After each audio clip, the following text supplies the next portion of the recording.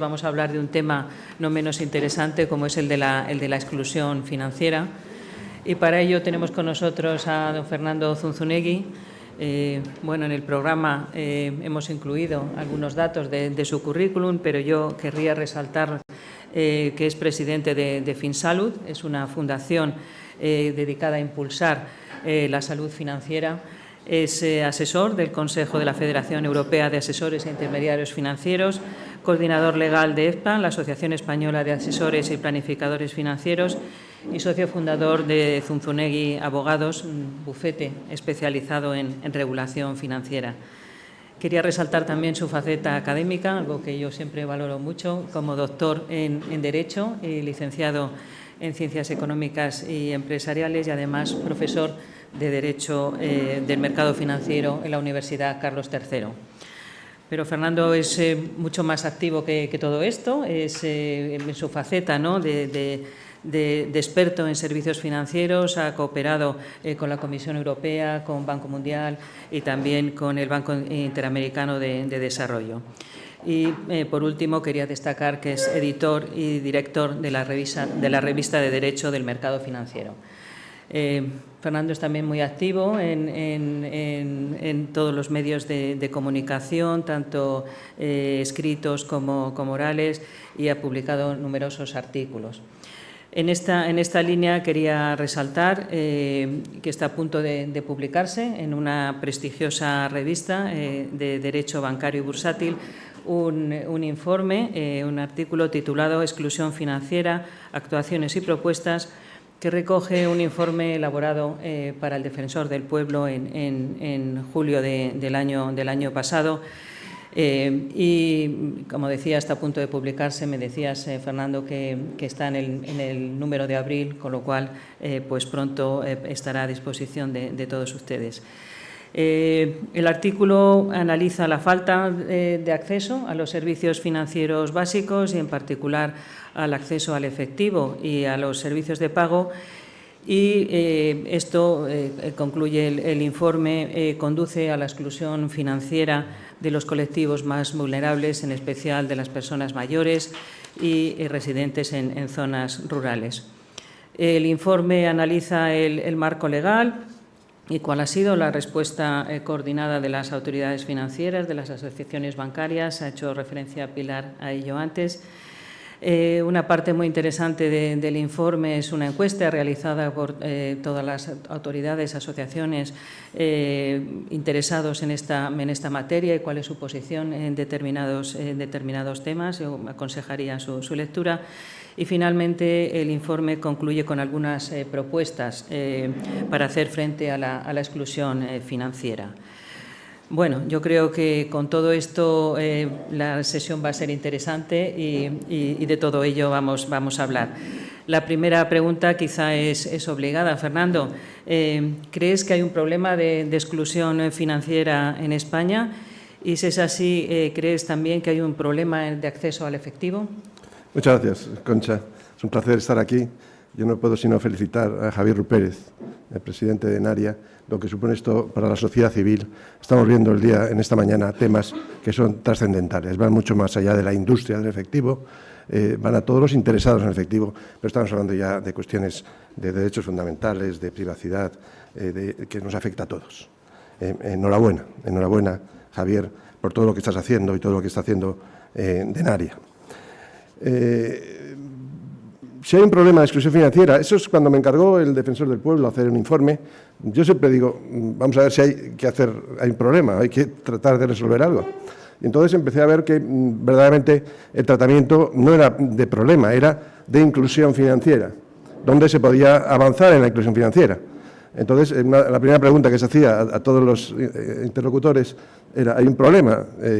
Bueno, vamos a los datos del Banco de España, los últimos disponibles, y tenemos que ha habido una reducción de sucursales del 50%. Se han reducido cajeros en un 20%, y, según nos dice el Banco de España, hay 1.300.000 personas en España que no tienen acceso al efectivo, que son vulnerables en relación con el acceso al efectivo. Luego, sin duda, Concha, estamos hablando de un verdadero problema.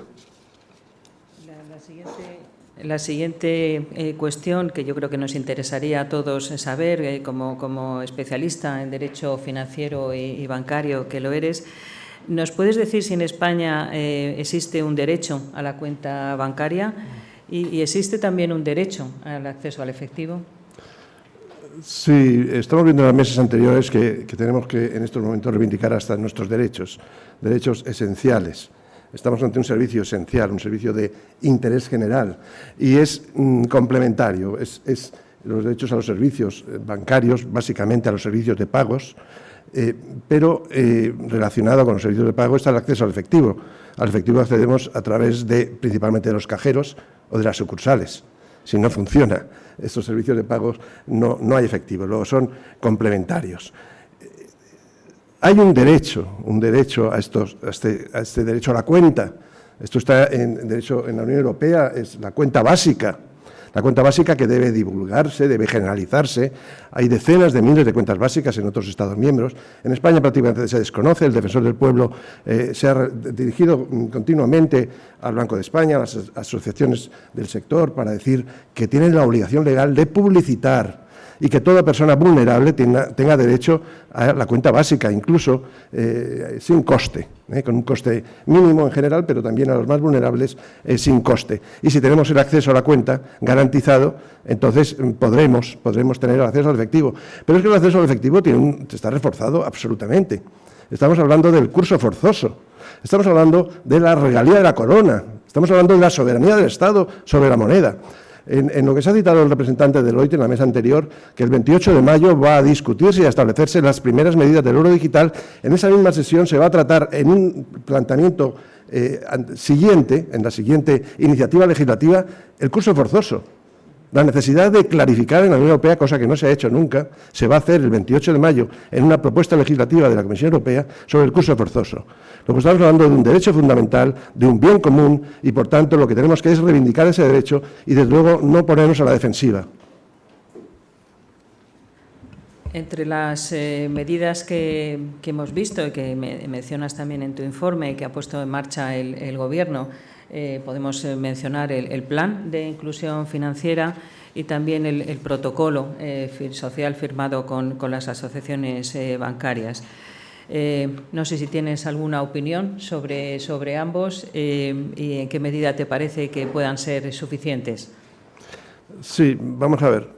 Había unas iniciativas anteriores en relación con el protocolo de responsabilidad social de la banca, pero eran planteamientos generales, no precisados. Fue la sociedad civil, y en particular una persona, Carlos San Juan, un médico, quien movilizó en pocas semanas 800.000 firmas y todo cambió. Todo cambió. Todos se pusieron en funcionamiento y ya se actualizó ese protocolo con un punto 5, donde ya se establecían detalles y también se puso en movimiento las iniciativas legislativas y el propio Banco de España. Luego, las asociaciones han sabido responder a esta necesidad social, a esta reivindicación social, tal vez principalmente para defender su propia reputación, y lo que ha hecho es añadir una hoja de ruta fundamental. Porque ahí establece claramente, aunque de forma limitada, que todo ciudadano que esté en una población de más de 500 habitantes tiene derecho al acceso a la cuenta, el acceso al efectivo. Y se garantiza que en todos los ayuntamientos de más de 500 habitantes se tenga acceso a un cajero, a una sucursal, a un medio para acceder a estos servicios de pago y, por tanto, también al efectivo. Estos sí son ya realidades. Estas son realidades que ha tomado el sector. Paralelamente, a iniciativas legislativas ya hay incluso una ley que establece que debe haber un plan de inclusión financiera del Gobierno que debe redactar a instancias del asesoramiento técnico del Banco de España y teniendo en cuenta las asociaciones del sector. En este plan se establece también como complementario que debe fluir toda una información por parte del sector al Banco de España y que debe realizar un informe semestral sobre inclusión financiera.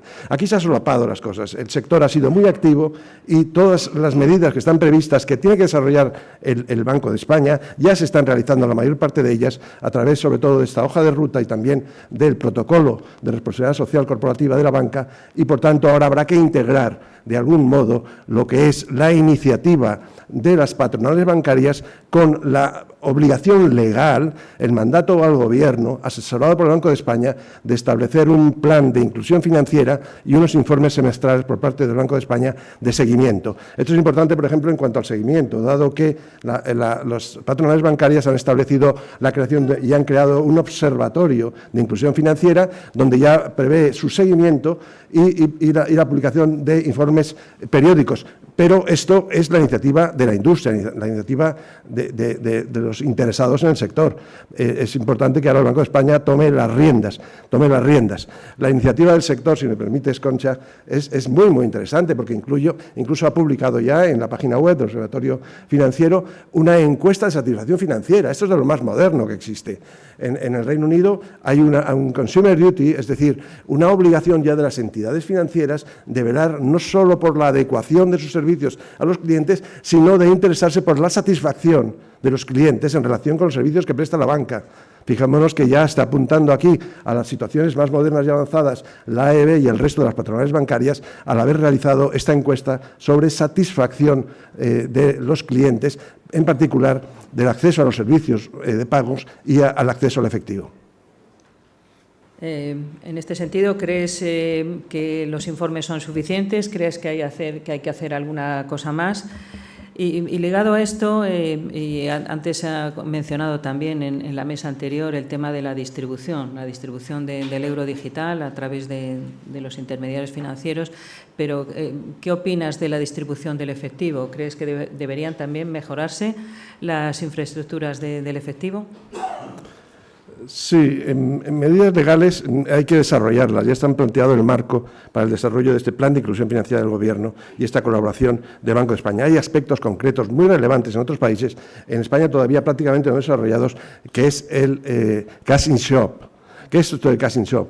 Es posible todavía, aunque no muy utilizado, que pueda retirarse, tener dinero en efectivo cuando se realiza una compra en un establecimiento.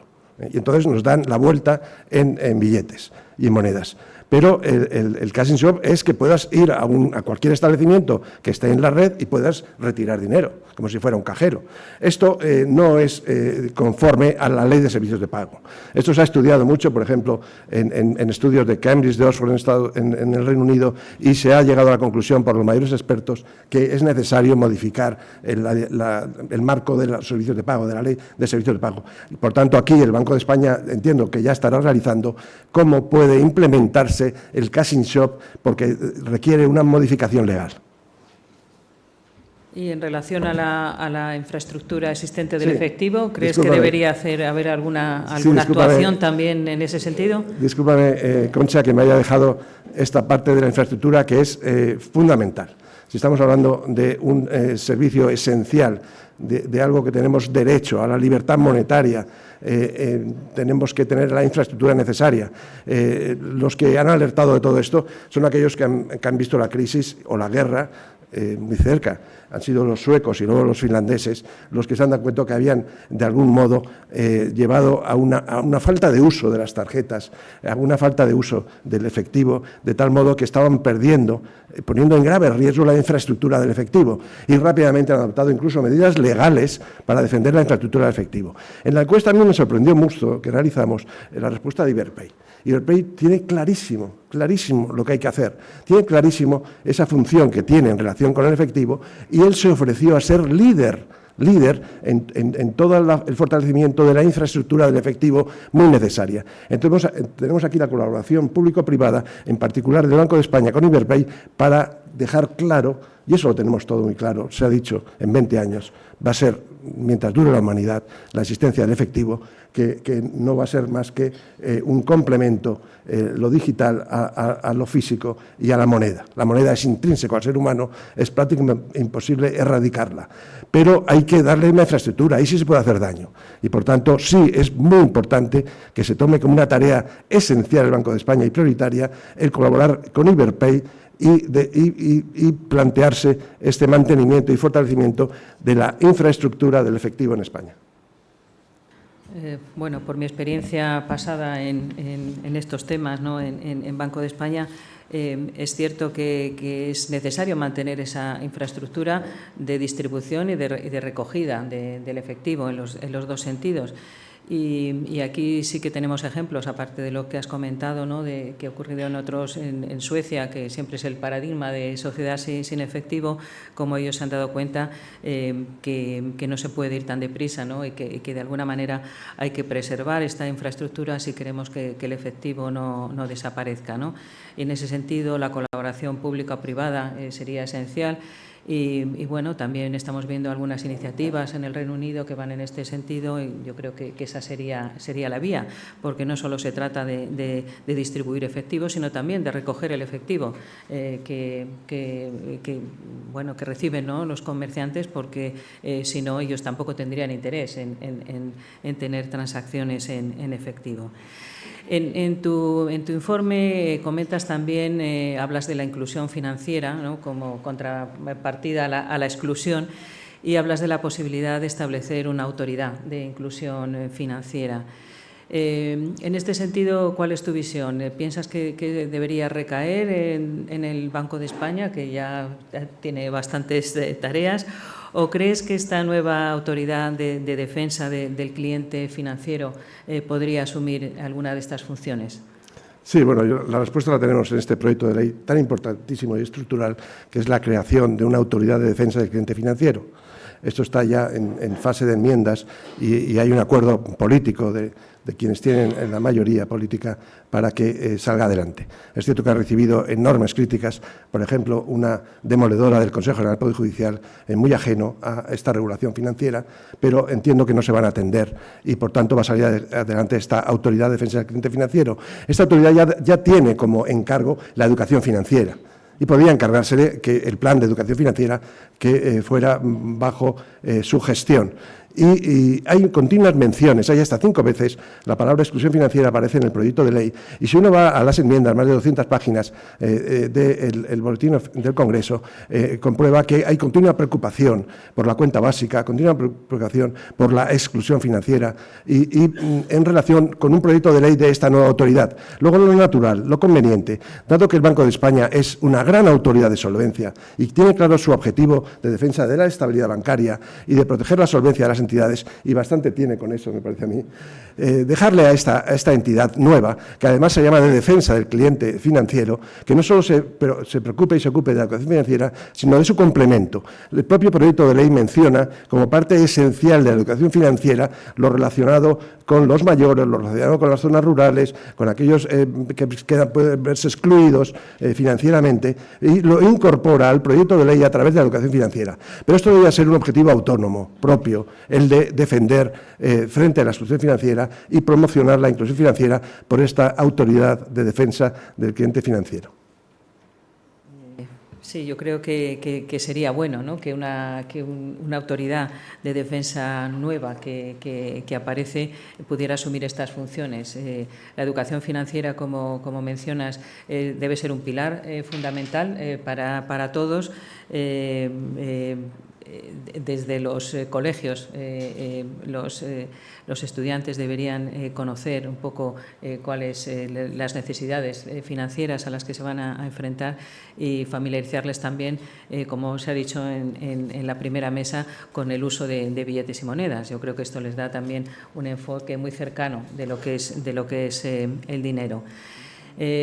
Bueno, nos hemos intentado, Fernando, ajustar bien a los 15 minutos que teníamos, y yo creo que lo hemos conseguido. No sé si hay alguna cosa más que tú quisieras comentar antes de concluir la sesión. Sí, bueno, por hacer alguna propuesta. El plan de educación financiera es fantástico. ¿Y qué oportunidad tenemos para montar un módulo en el plan para que todos los escolares, todas las personas mayores que tienen acceso a estos centenares de miles de personas que acceden a los planes de educación financiera, un módulo dedicado al efectivo, a lo que significa, a lo que es para la persona, a la autonomía que le da el efectivo, a que es algo que tiene derecho a ello, a utilizarlo? De esa forma clarificaríamos un poquito la situación del efectivo en relación con el uso de los medios digitales. Como alguien ha comentado, la mejor defensa es utilizarlo, ¿no? Así que, bueno, yo lo hago, y además, incluso, como te comentábamos el otro día, en alguna ocasión he discutido, cuando no quieren aceptarte el efectivo, bueno, pues apelando a este derecho que recoge la Ley de Consumidores y Usuarios. Bueno, Fernando, muchas gracias por aceptar la invitación de Denaria, por estar hoy aquí con nosotros y por haber compartido esta visión tuya que se recoge bien en tu informe, que, como decía al principio, bueno, aconsejo a todo el mundo que lo lea. Muchas gracias. Muchísimas gracias, consejera. Gracias.